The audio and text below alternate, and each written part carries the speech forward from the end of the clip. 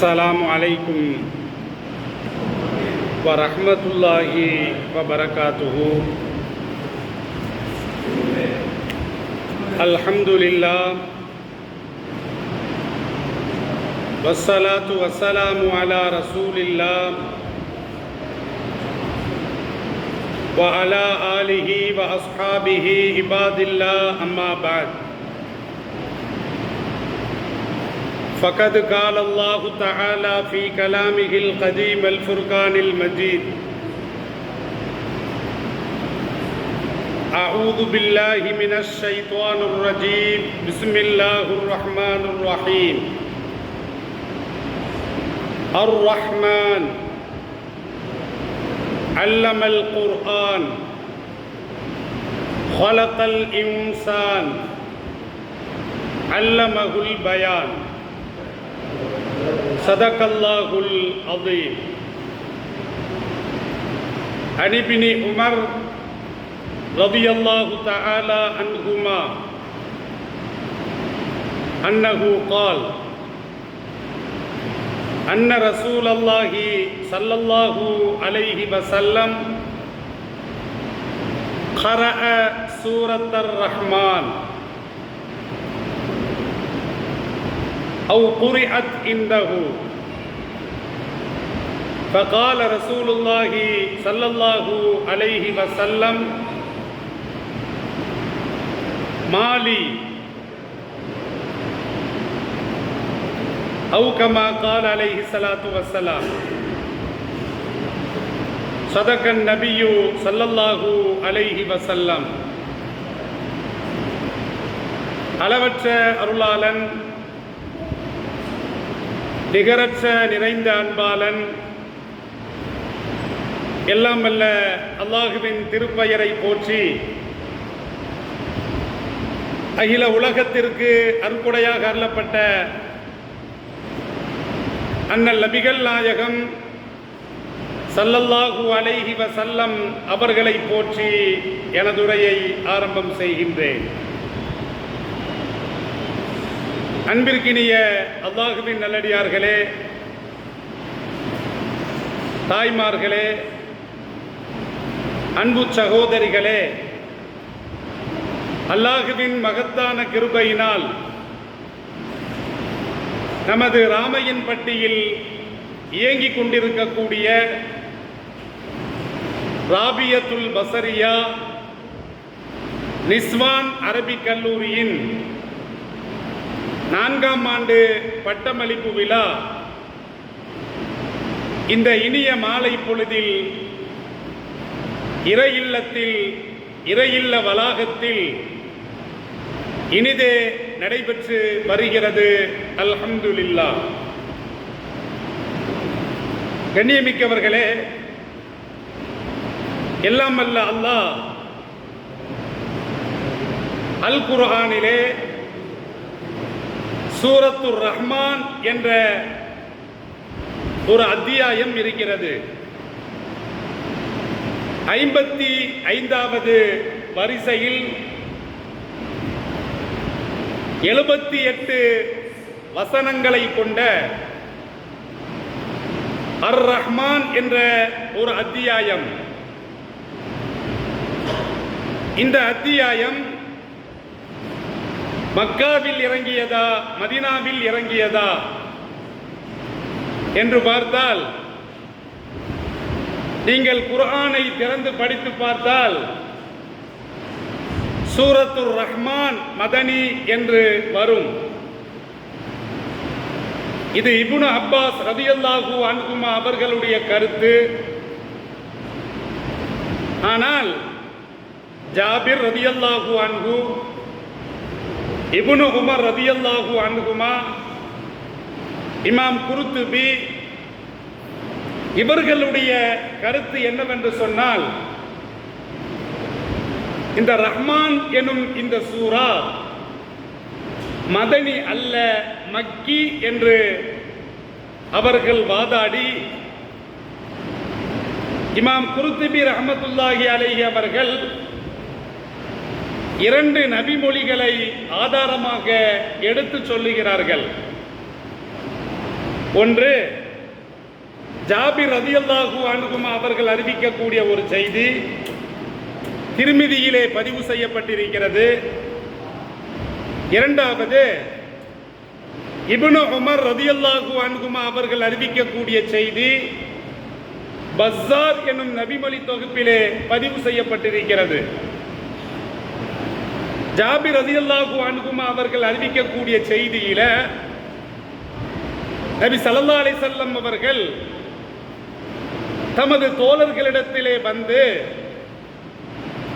அவர்களிடத்திலே சூரத்துர் ரஹ்மான் 55ஆம் அத்தியாயமாக இருக்கக்கூடிய இந்த சூரத்துர் ரஹ்மானை அதனுடைய ஆரம்பத்திலிருந்து கடைசி வரைக்கும் கிட்டத்தட்ட 78 வசனங்களை நபி ஸல்லல்லாஹு அலைஹி வஸல்லம் அவர்கள் தமது தோழர்களுக்கு ஓதி காட்டினார்கள். இப்படி ஓதி காட்டிய பொழுது ஃபஸக்கத்து, எல்லா தோழர்களும் கல் போன்று அமைதியாக இருந்தார்கள். அப்ப ஸல்லல்லாஹு அலைஹி வஸல்லம் அவர்கள் சொல்லுவார்கள், என்ன அமைதியாக இருக்கிறீர்கள்?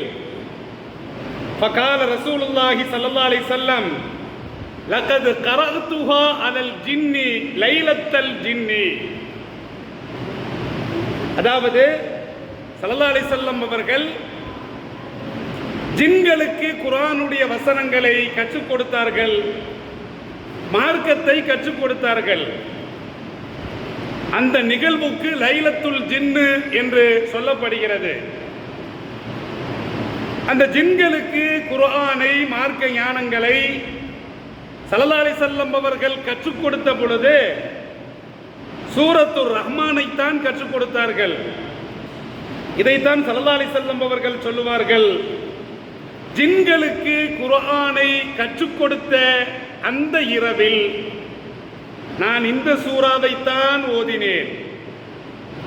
அந்த ஜின்கள் எல்லாம் ஃபகானு அஹ்ஸன மர்தூதம் மின்கும், உங்களை விட அழகான முறையிலே எனக்கு பதில் தந்தார்கள். நீங்கள்லாம் அமைதியா இருக்கிறீங்க.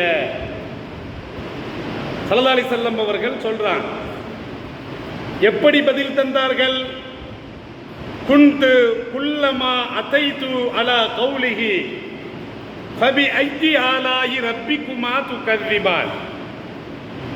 சூரத்துர் ரஹ்மான்ல ஃபபி ஐயி ஆலாஹி ரப்பிக்குமா துகذிபான் என்ற இந்த ஆயத்து 31 இடத்திலே வருகிறது. எத்தனை இடங்கள்ல வருகிறது? 31 இடங்களில். 78 ஆயத்துக்கள்ல 31 ஆயத்துக்கள் திரும்ப திரும்ப ஃபபி ஐயி ஆலாஹி ரப்பிக்குமா துகذிபான் என்று வருகிறது. இதைத்தான் ஸல்லல்லாஹு அலைஹி வஸல்லம் அவர்கள் சொல்லுவார்கள். இதனுடைய அர்த்தம் என்ன அப்படின்னா, உங்கள் இருவருடைய, அதாவது மனித இனம், ஜின் இனம், உங்கள் இருவருடைய இரு இரட்சகனுடைய அத்தாட்சிகளில் எதை நீங்கள் பொய்யாக்குகிறீர்கள்? உங்களுடைய இருவருடைய ரப்பினுடைய நியமத்துக்களில் எதை நீங்கள் பொய்யாக்குகிறீர்கள்? இதுதான் இதனுடைய அர்த்தம். அப்ப இந்த ஆயத்து வருகின்ற பொழுது ஜின்கள் எல்லாம் பதில் சொல்லுவார்கள், பேசுவார்கள். என்ன சொன்னாங்க தெரியுமா? காலு லாபி செய்யும் மின் நிஅமிக்க ரப்பனா நுகذிபு ஃபலக்கல் ஹம்து. 31 வசனங்களாக, ஆயத்துக்களாக சூரத்துர் ரஹ்மானில் வரும்போதெல்லாம் 31 தடவை ஜின்கள் எல்லாம் என்ன சொன்னார்கள், பேசினார்கள் தெரியுமா? லாபி செய்யும் மின் நிஅமிக்க ரப்பினா, எங்களது இரட்சகா, உனது நியமத்துக்களில் எதையும் நுகذிபு, நாங்கள் எதையும் பொய்யாக்கவில்லை. இறைவா, உன்னுடைய எந்த நியமத்தையும் எந்த ஒன்றையும் நாங்கள் பொய்யாக்கவில்லை. ஃபலக்கல் ஹம்து, ரட்சகா உனக்கே புகழ் அனைத்தும் என்று 31 தடவை இந்த வசனங்கள் வருகின்ற பொழுது 31 தடவை அழகிய முறையிலே அந்த ஜின்கள் பதிலை சொன்னார்கள். நீங்கள் எல்லாம் அமைதியாக இருக்கிறீர்களே என்று நபி ஸல்லல்லாஹு அலைஹி வஸல்லம் அவர்கள் கேட்டார்கள். இது ஒரு ஹதீஸ். இன்னொரு ஹதீஸ், ஸல்லல்லாஹு அலைஹி வஸல்லம் அவர்கள் சூரத்துர் ரஹ்மானை ஓதி காட்டுகின்ற பொழுது அப்ப ஸல்லல்லாஹு அலைஹி வஸல்லம் அவர்கள் சொல்லுவார்கள், மாலி எனக்கு என்ன வந்து விட்டது, அஸ்மஉல் ஜின்ன அஹ்ஸன ஜவாபன் லி ரப்பிஹா மின்கும், ஜின்களுக்கு இந்த வசனத்தை நான் கேட்க செய்த பொழுது உங்களை விட அவர்கள் அழகிய முறையிலே தமது இரட்சகனுக்கு அவர்கள் பதிலை சொன்னார்கள் என்று நபி ஸல்லல்லாஹு அலைஹி வஸல்லம் அவர்கள் சொல்லுவாங்க.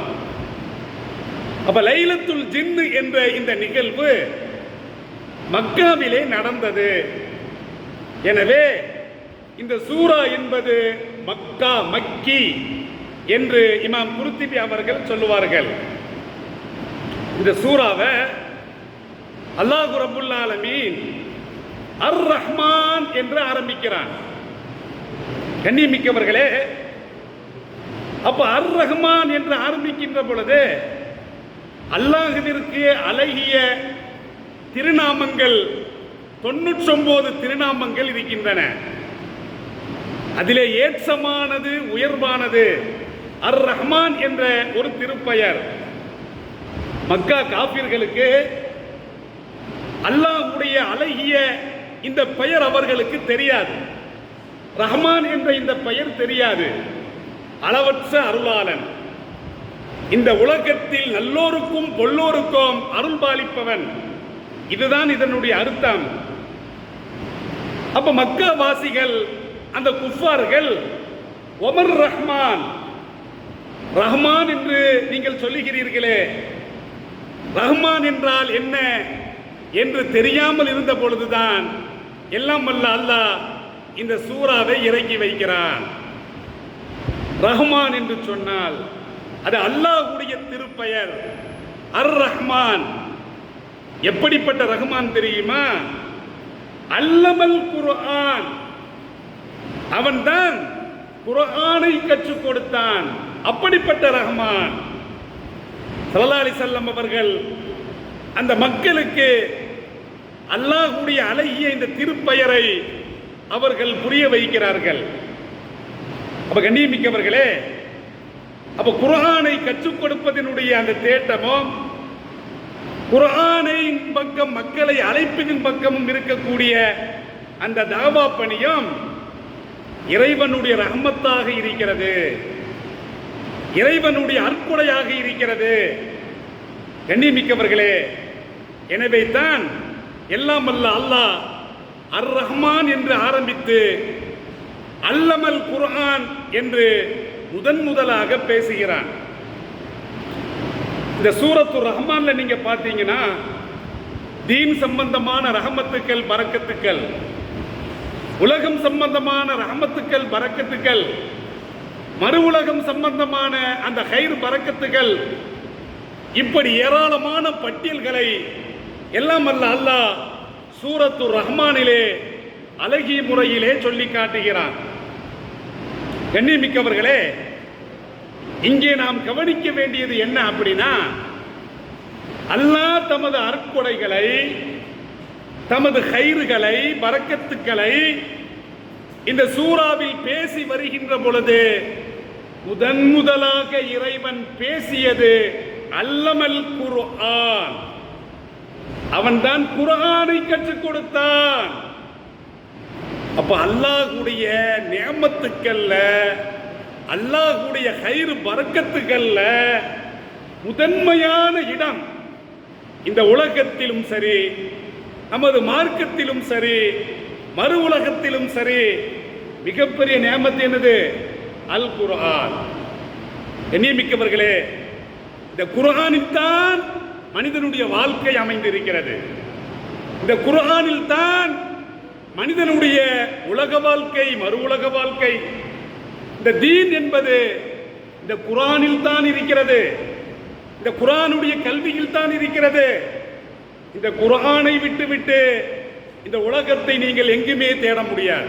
உலகத்தினுடைய நலவுகளை, உலகத்தினுடைய அன்பாக்கியங்களை, இறைவனுடைய நேமத்துக்களை இந்த குர்ஆனை விட்டுவிட்டு நீங்கள் எங்கேயுமே தேட முடியாது. மார்க்கத்திலும் சரி, உலகத்திலும் சரி, இந்த குர்ஆனை விடுத்து இதைவிட மிகப்பெரிய ஒரு நலவை, ஒரு அருட்கொடையை, ஒரு மிகப்பெரிய நேமத்தை இந்த உலகத்தில் உங்களால் தேட முடியுமா? கண்டுபிடிக்க முடியுமா? இந்த மார்க்கத்திலே உங்களால் கொண்டு வர முடியுமா என்று பார்த்தால் நிச்சயமாக கிடையவே கிடையாது. எவர்கள் குர்ஆனை அறிந்து இதனுடைய மகத்துவத்தை உணர்ந்து அதற்கு செய்ய வேண்டிய உரிமைகளை எவர்கள் செய்கிறார்களோ அவர்களுக்கு இந்த உலகத்தில் சிறப்பு வந்து விடுகிறது, மறு உலகத்திலே சிறப்பு வந்து விடுகிறது. சஹாபாக்களை பாருங்கள்.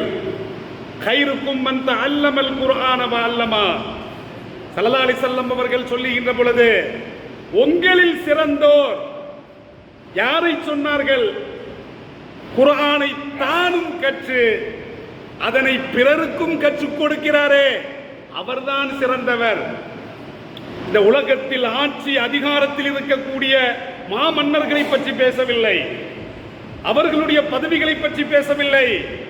அவர்களுக்கு கிடைக்காத ஒரு மகத்தான ஒரு சிறப்பு, இந்த உலகத்தை ஆட்சி புரிந்த மன்னர்கள், பாதுஷாக்கள், அரசர்கள், அதிகாரிகள், இவர்களுக்கு கிடைக்காத மகத்தான ஒரு சிறப்பை யாருக்கு கிடைத்தது? குர்ஆனை கற்ற சஹாபாக்களுக்கு கிடைத்தது. குர்ஆனை கற்றுக் கொடுத்த சஹாபாக்களுக்கு கிடைத்தது. கண்ணியமிக்கவர்களே, அப்ப இந்த உலகத்தினுடைய சிறப்பை, மார்க்கத்தினுடைய சிறப்பை, இந்த உயர்வை நீங்கள் தேட வேண்டும் என்று சொன்னால், நீங்கள் அடைய வேண்டும் என்று சொன்னால் குர்ஆனில் தான் இருக்கின்றன.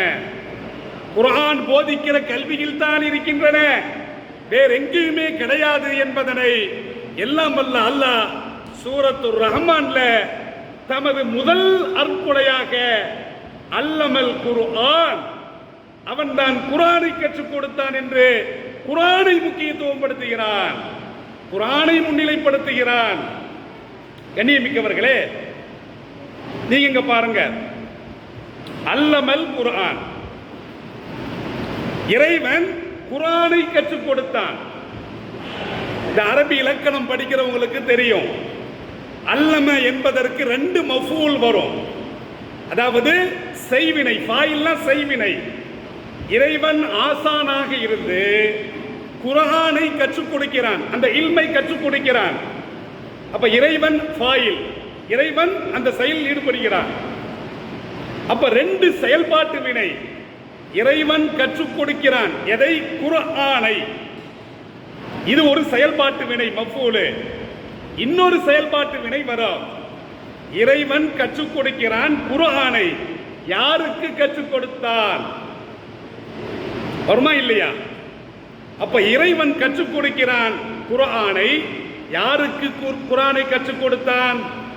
அந்த யாருக்கு என்பதனை எல்லாம் வல்ல அல்லாஹ் இந்த இடத்தில் குறிப்பிடவில்லை. யாருக்கு? நபிக்கா? இந்த உம்மத்துக்கா? அப்ப கண்ணியமிக்கவர்களே, ரெண்டு விஷயங்கள் இருக்கிறது. ஒன்று கற்றுக் கொடுக்கப்படக்கூடியது, இரண்டாவது அதாவது கற்றுக் கொள்ளப்படுவது. அப்ப கற்றுக் கொடுக்கப்படுவது குர்ஆன். யாருக்கு கற்றுக் கொடுக்கப்படுகிறது? அந்த யாருக்கு என்பதனை இந்த இடத்தில் எல்லாம் வல்ல அல்லாஹ் குறிப்பிடவில்லை. ஏன் குறிப்பிடல? கண்ணியமிக்கவர்களே, இதற்கு சில முஃபஸ்ஸிரீன்கள் அவர்கள் விளக்கம் தருகின்ற பொழுது என்ன சொல்றாங்க அப்படின்னா, அல்லாஹ் குர்ஆனை யாருடைய துணையும் இன்றி தனது ஹபீபான முஹம்மது நபி ஸல்லல்லாஹு அலைஹி வஸல்லம் அவர்களுக்கு நேரடியாக கற்றுக் கொடுத்தான். அப்ப அர் ரஹ்மான் அல்லமல் குர்ஆன், அந்த ரஹ்மான் குர்ஆன் எனும் கல்வியை தான் ஆசானாக இருந்து கற்றுக் கொடுத்தான். யாருக்கு கற்றுக் கொடுத்தான்? அது அல்லாஹ் குறிப்பிடவில்லை. முஃபஸ்ஸிரீன்கள் விளக்கம் தருகின்ற பொழுது தனது நபிக்கு கற்றுக் கொடுத்தான். அது அல்லாஹ் குறிப்பிடவில்லை. ஒரு விஷயம். அப்ப நபியின் வழியாக ஒட்டுமொத்த இந்த சமுதாயத்திற்கு இறைவன் கற்றுக் கொடுத்தான். இதான் இதனுடைய நோக்கம். அப்ப கண்ணியமிக்கவர்களே, ஏன் அல்லாஹ் நபிக்கோ இந்த உம்மத்துக்கோ கற்றுக் கொடுத்தான் என்று சொல்லவில்லை என்று சொன்னால், குர்ஆனுடைய விஷயத்தில் குர்ஆனுடைய நேர்வழி என்பது நபிக்கு மாத்திரமல்ல, குர்ஆனுடைய நற்குணங்கள் நபிக்கு மாத்திரமல்ல, குர்ஆன் சொல்லக்கூடிய நல்ல அமல்கள் நபிக்கு மாத்திரம் சொந்தமானது அல்ல, நபிக்கும் ஒட்டுமொத்த இந்த உலக மக்களுக்கும் சொந்தமானது. முஸ்லிம்களுக்கு கற்றுக் கொடுத்தான் அப்படின்னா இந்த குர்ஆன் முஸ்லிம்களுக்கு சொந்தமாகிவிடும். நபிக்கு கற்றுக் கொடுத்தான் என்று சொன்னால் குர்ஆனும் குர்ஆன் காட்டக்கூடிய ஹிதாயத்தும் நபிக்கு மாத்திரம் பொருந்துமா? கண்ணியமிக்கவர்களே, அப்படி கிடையாது. எனவே தான் யாருக்கு கற்றுக் கொடுத்தான் என்பதை இறைவன் மறைமுகமாக சுட்டி காட்டுகிறான். நபிக்கு கற்றுக் கொடுத்தான், ஒட்டுமொத்த இந்த சமுதாய மக்களுக்கு கற்றுக் கொடுத்தான், உலக மக்களுக்கு கற்றுக் கொடுத்தான். அப்ப கண்ணியமிக்கவர்களே, ஒட்டுமொத்த உலக மக்களுக்கும் இந்த கல்வி சொந்தமானது என்பதை இறைவன் புரிய வைப்பதற்காக வேண்டி அவன் யாருக்கு கற்றுக் கொடுத்தான் என்பதை வெளிப்படையாக சொல்லவில்லை. கண்ணியமிக்கவர்களை சிந்தித்து பாருங்கள்.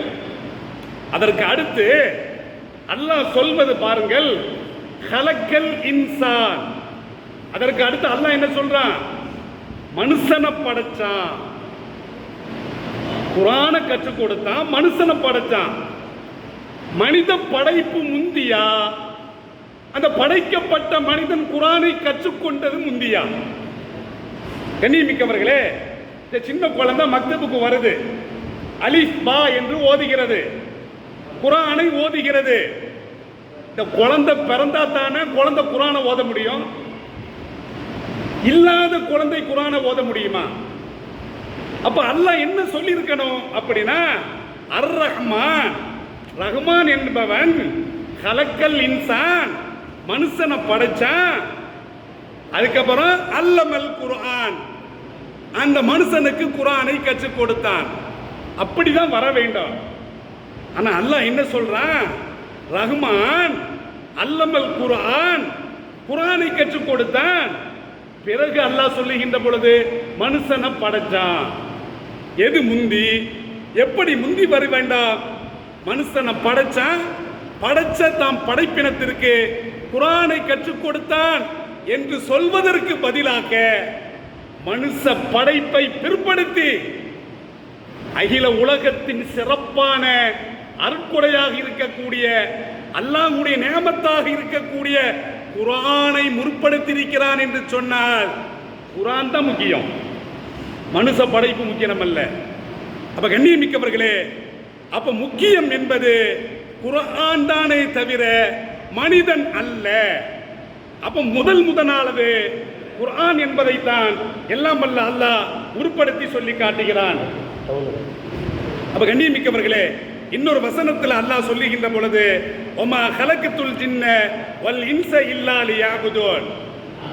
அப்ப ஜின்னையும் மனித இனத்தையும் எல்லாம் வல்ல அல்லாஹ் தன்னை வணங்குவதற்காக அண்டியே படைக்கவில்லை.